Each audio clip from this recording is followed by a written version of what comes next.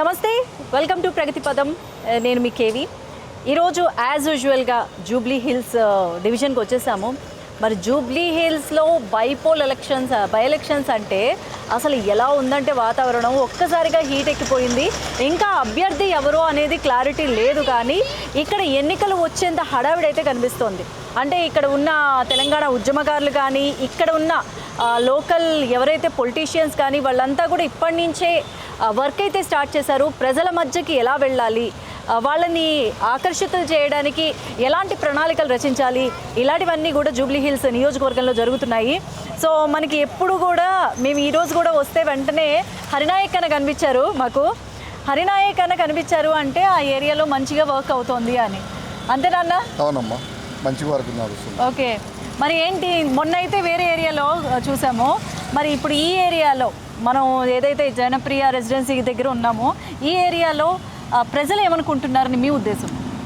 ఇప్పుడు ప్రజలకి ఏముందంటే, ఇప్పుడు కాంగ్రెస్ గవర్నమెంట్ రేవంత్ రెడ్డి అన్న పాలన ఉంది కాబట్టి జూబ్లీ బై ఎలక్షన్స్లో కూడా కాంగ్రెస్ ప్రభుత్వాన్ని, కాంగ్రెస్ క్యాండిడేట్ని గెలిపించుకోవాలని చెప్పి అందరూ అదే దృష్టిలో ఉన్నారు. ఎందుకంటే స్కీమ్స్ ఉన్నాయి కానీ ఏమన్నా కానీ జనాల్లోకి వెళ్తుంది, అందుబాటులో ఉన్న నాయకుడు ఉంటే మాకు పథకాలు అందుతాయి, కాన్స్టిట్యున్సీ డెవలప్మెంట్ అవుతుంది అని చెప్పి ఆ ఉద్దేశంతో జనాలు ఉన్నారు.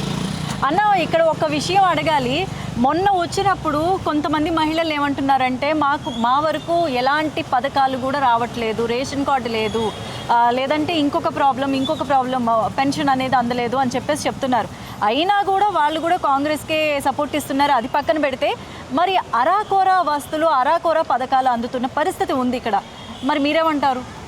ఇక్కడ ఏముందంటే, ఇప్పుడు లోకల్ నాయకుడు లేడు, ప్రస్తుతం నాయకుడు లేడు. ఇప్పుడు మాకంటే గోపీనాథ్ గారు ఉండే ఎమ్మెల్యే ఉండే, ఇప్పుడు ఆయన అనుచరులు, ఆయన వర్గము వాళ్ళకి చేసుకున్నారు. ఇప్పుడు ఇక్కడ జనాలకి నాయకుడు కావాలి, స్థానిక నాయకుడు, అందుబాటులో ఉండే నాయకుడు. దానిమని ఏమన్నా పని ఇప్పుడు ఎంఆర్ఓకి ఉన్నది, మీ సేవకు ఉన్నది, అప్లై చేయాలి. ఇప్పుడు జూబ్లీస్లో ఎట్లుందో అంటే 3-4 ఎంఆర్ఓలు ఉంటారు, 3-4 మున్సిపాలిటీలు ఉంటాయి. అయితే జనాలకి ఎవరి దగ్గర వెళ్ళాలి అనేది తెలిసే అంత లోతులా లేరు. అందుకని స్థానిక ఎమ్మెల్యే ఉంటే, స్థానిక నాయకుడు ఉంటే, ఎమ్మెల్యే ఇల్లు తెలిసిన ఎమ్మెల్యే ఉంటే, ఇక్కడ మీ సేవలో చేసుకున్నా, మండల్లో చేసుకున్నా, వీళ్ళకి అందుబాటులో లేకపోతే ఆ ఎమ్మెల్యేని పోయి కలిసి మాట్లాడేంత ఇది ఉండాలి జనాలకు. అయితే అప్పుడు గవర్నమెంట్ ఇస్తున్న స్కీమ్స్ జనాలలో వెళ్తుంది, క్యాడర్ కాకుండా ఎమ్మెల్యే కూడా అందుబాటులో ఉండాలి, దగ్గరలో ఉండాలి. ఎమ్మెల్యే ఎవరు అనేది జనాలకు తెలిసి ఉండాలి. అక్కడ అటువంటి నాయకుడు ఉంటే జనాలు ఆయన దగ్గరికి వెళ్ళి సమస్యలు చెప్పుకుంటారు. అయితే మొత్తానికి ఇక్కడ జూబ్లీ హిల్స్ నియోజకవర్గం పరిస్థితి ఎలా ఉందంటే, ఇంటి పెద్ద దూరంగా ఉంటే, లేదంటే ఇంటి పెద్ద లేకపోతే ఇంటి పరిస్థితి ఏంటి, అలాగే ఇక్కడ ఒక స్థానిక నాయకులు అనేది లేకపోతే ఈ నియోజకవర్గం పరిస్థితి కూడా అలాగే ఉంది. అందుకే ప్రజలకి పథకాలు అందట్లేదు అని చెప్తున్నారు. అయితే ఒకవేళ ఇక్కడ ఎంఐఎం పరిస్థితి ఎలా ఉంది అనుకుంటున్నారు మీరు? జూబ్లీ హిల్స్ కాన్స్టిట్యున్సీలో అమ్మ, ఇప్పుడు కాదు, చరిత్రలో కూడా చూసుకోండి, ఇక్కడ ఎంఐఎం, కాంగ్రెస్, బీజేపీ, బీఆర్ఎస్ అని ఉండదు. అందరినీ కలుపుకునే సెక్యులరిజం ఉంటుంది ఇక్కడ. హిందూ ముస్లిం భాయ్ అనుకుంటా, సిక్కు గీసి అందరు భాయ్ అందరు కలిసిమెలిసి ఉండే నియోజకవర్గం జూబ్లీ హిల్స్. ఇప్పుడు అందరిని కలుపుకునే నాయకుడు, సెక్యులరిజం నాయకుడు. ఇప్పుడు ఒక 2-3 పేరు వింటున్నాం. అందులో మాకు మొదటి వ్యక్తి నచ్చిన వ్యక్తి అంటే నవీన్ యాదవ్.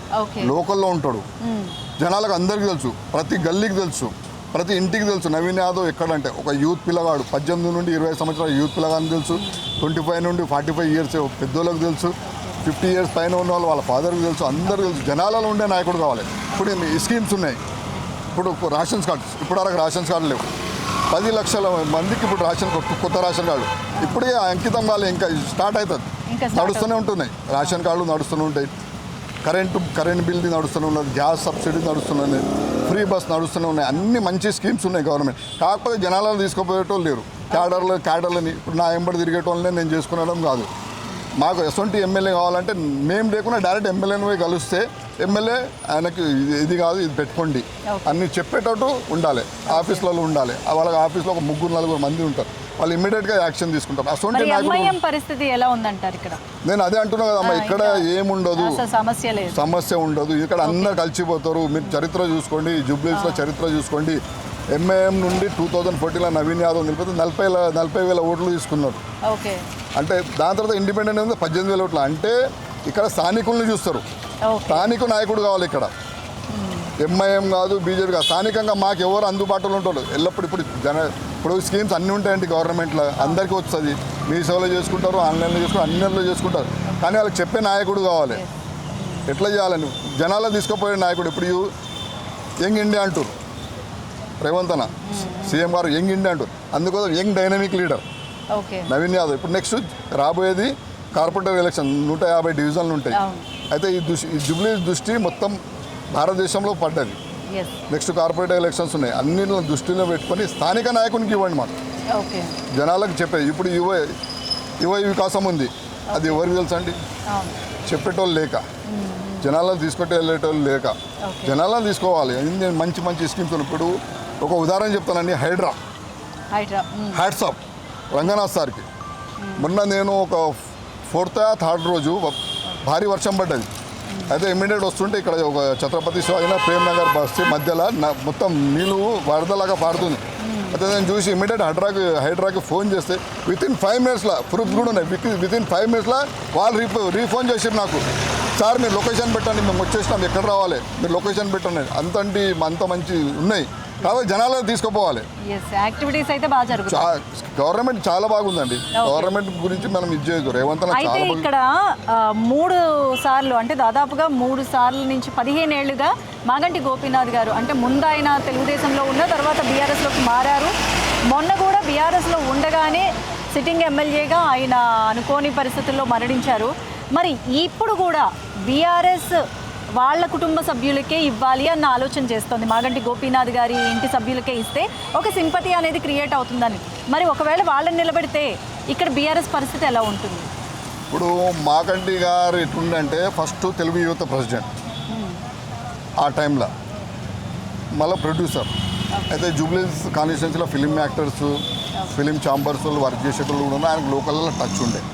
లోకల్లో టచ్ ఉంటే తెలంగాణ ఉద్యమం అప్పుడు తెలంగాణ వచ్చిందని చెప్పి ఏం చేసినట్టే టీడీపీ, బీజేపీ, సిపిఐ, సిపిఎం అందరు అలయన్స్ అయితే గెలిచిన వ్యక్తి. దాని తర్వాత టీఆర్ఎస్ తెచ్చారు, బీఆర్ఎస్ వచ్చిందని చెప్పి దాని తర్వాత కేసీఆర్ని చూసి 2 సార్లు గెలిపించారు. కానీ ఇక్కడ అట్లా ఉండదు.